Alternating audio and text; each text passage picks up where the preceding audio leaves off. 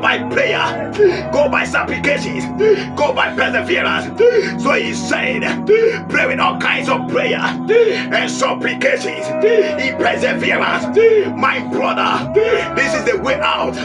My brother, this is the way out. You may not understand. You may not understand why Apostle Paul, he was saying that. You may not understand why Apostle Paul, he was saying that. He was preaching. The reason is that when we put on this armor, we are able to detect the presence of the demons. We are able to identify the presence of the demons. We are able to know the characteristics of the demons. I want us to shift our mind to another point where we are going to study, where we are going to know about the characteristics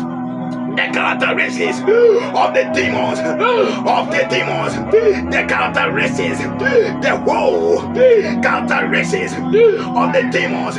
I want you to understand when you go back to the book of Ephesians, chapter 6, the Bible, it was mentioning that they are in powers, they are in principalities, they are in wickedness. I want you to understand it is the rankings that Apostle Paul he was talking about. So the first point of the characteristics of demons is that they are in ranks. They are in ranks. They are in ranks. They are in ranks. Demons are in ranks. Demons are in ranks. Demons. The second point, they demonize. They demonize. Demons. They are not afraid to demonize your life. Demons. The third point, they influence the thought of human beings. They influence the thought of intelligent beings. I want you to understand that demons, they destroy. Demons, they kill. These are the 5 basic characteristics of demons. My brother, these are the characteristics of demons. But before you be able to know and identify that these characteristics, they represent the presence of these demons, then you must accept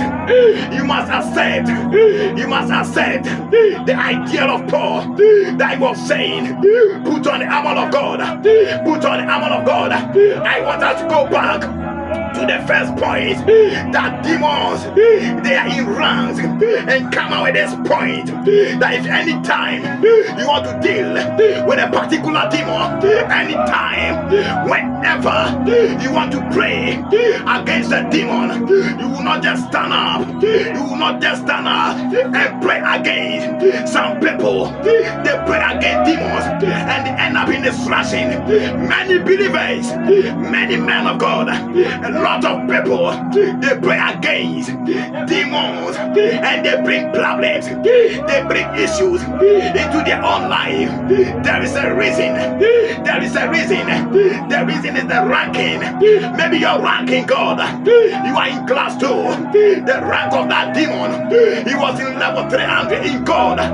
He was in JHS 2 in God before he fell. When he fell, God did not take away the class of the demon from his hand. It was only its role that was in the kingdom, its performances in the kingdom that he lost.